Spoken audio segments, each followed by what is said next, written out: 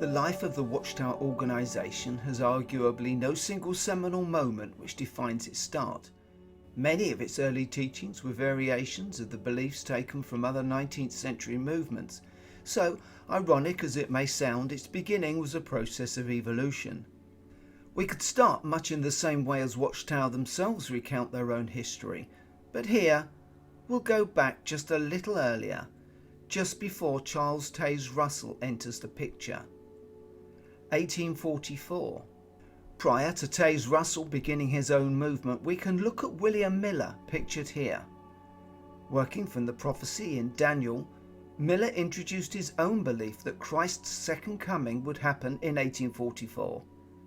This year, which became known after as the Great Disappointment following its failure, encouraged a disillusioned follower named Jonas Wendell to start the Second Adventists.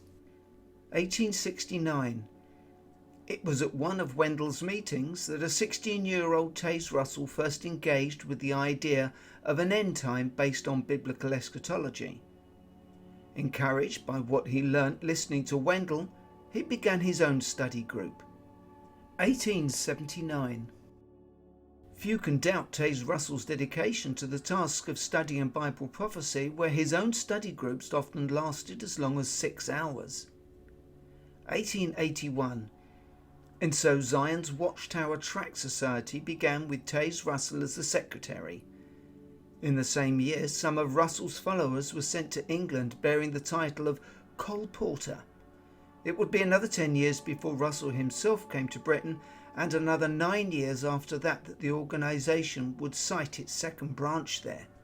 1886. In this year, Taze Russell wrote the 424-page book, Divine Plan of the Ages, which would eventually become part of the 6-volume series Studies in the Scriptures.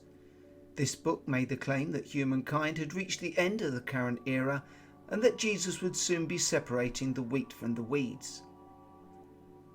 1895.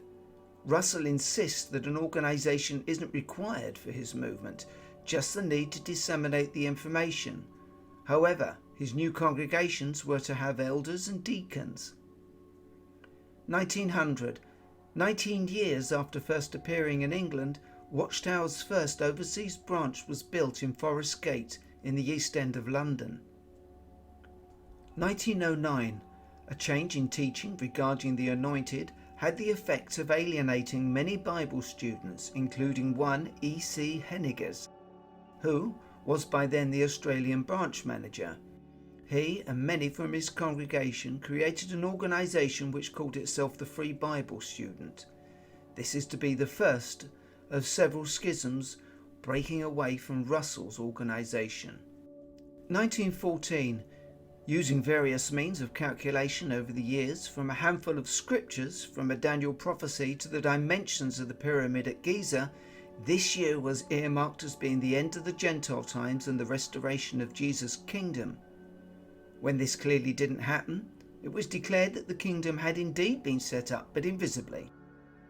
Also in this year, the 8-hour photodrama of creation is released, eventually showing to an estimated 9 million people. 1916. Aged only 64, Charles Taze Russell dies whilst returning to Brooklyn from Pampa, Texas. His gravesite in Pittsburgh was marked with the placing nearby of a memorial pyramid erected by the Society. It was removed by the Watchtower Bible and Tract Society in September 2021. Shortly after Taze Russell's death, Joseph Franklin Rutherford was promoted to director. 1917. Taze Russell's will made it clear that he wished to see 5 directors appointed on the editorial committee, with Joseph Rutherford one of those held back in reserve. Despite Russell's strict instructions in his will, Rutherford asserts his authority over all other directors and takes control, replacing 4 dissenting directors with his own supporters. This is a busy year for Rutherford, as he announces the release of the finished mystery said to be Russell's final part of Study in the Scriptures. 1918. Another busy year for Joseph Rutherford, giving in February the talk Millions Now Living May Never Die. The title was changed 5 weeks later to the more assertive "Millions Now Living Will Never Die." In order to galvanise his own position within the Watchtower organisation, Rutherford purges the Brooklyn headquarters of several of his opposers. In May this year, he and 7 others are arrested and given 20-year prison sentences charged with publishing seditious material. Rutherford declares that this action aligns with Bible prophecy. 1919. In March of this year, Rutherford's imprisonment and those of his colleagues are overturned on appeal. The structure of the organisation is changed, with a director being appointed to head each congregation. And the Golden Age, the Awake Forerunner, is published for the first time. 1920. Rutherford now makes bold statements about 1925, marking it as a year of importance, a year in which the judges of the Bible would be resurrected. More decisions about how congregations are run are applied, with the introduction of recording the time spent preaching. 1922. At Cedar Point in Ohio, Rutherford heads an 8-day convention entitled "Advertise the King and the Kingdom," during which he places greater urgency on the need of the door-to-door ministry. 1925. This year came and went without incident. When previously challenged by the media about his previous prophecy, Rutherford's response was to double down on the message, and in a classic understatement to the Bethel family, Rutherford later admitted to making an ass of himself. 1926. In previous publications, Watchtower had generally used similar terms to those used by the Church when referring to God. Now the name of Jehovah and its importance is being given greater emphasis than ever. 1928. Rutherford institutes the first of many changes in the system of selecting elders, which is done by means of voting by the congregation. Increasingly, the selection of elders will be done indirectly through the governing body.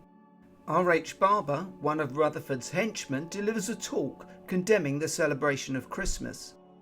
1930. Those engaged in intensive door-to-door ministry, previously known as colporteurs, are renamed pioneers.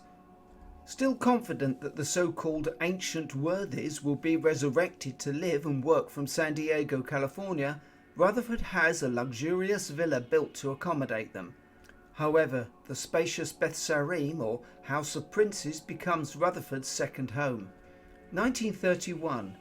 As part of sweeping doctrinal changes being made by Rutherford, the name Jehovah's Witnesses was adopted to distinguish them from other Bible student groups which had broken away from the Watchtower organisation.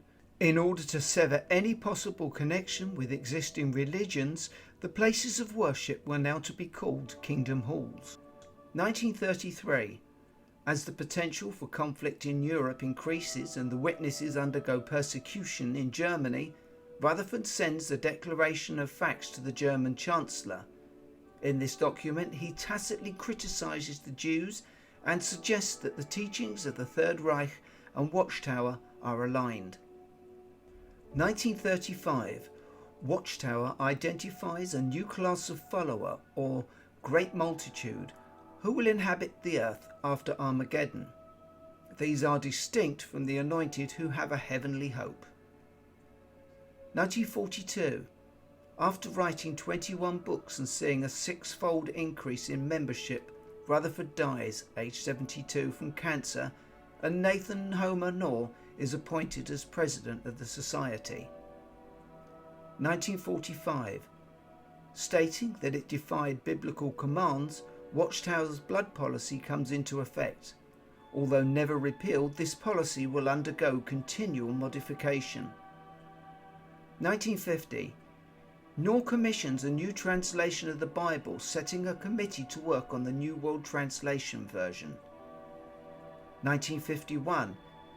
Using biblical events which ended tragically, birthdays are now condemned. 1961.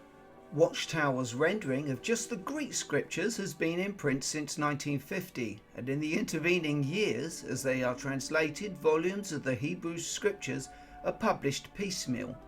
Finally, the complete book of the New World Translation is published and finally available. 1968. The Truth That Leads to Eternal Life is published. This blue bombshell would prove to be a major recruitment tool for Jehovah's Witnesses.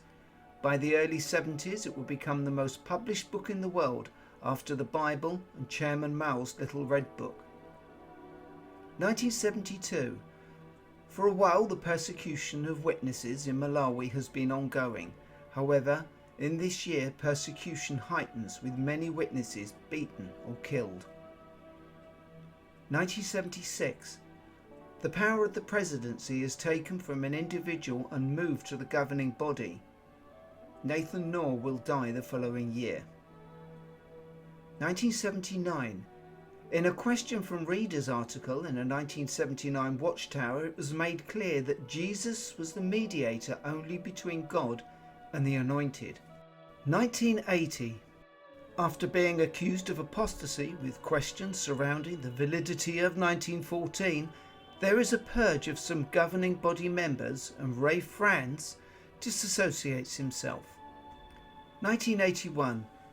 Before this year, witnesses were advised not to discuss spiritual matters with disfellowshipped or disassociated witnesses.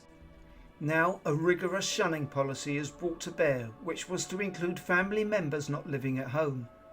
This policy will be revisited repeatedly in the future. 1995. The doctrine of the 1914 generation, which had applied to the world in general, was now revised with the indication that this was only applicable to the anointed. This year saw a 5.5% increase in publisher growth. Watchtower wouldn't see a growth rate over 5% again.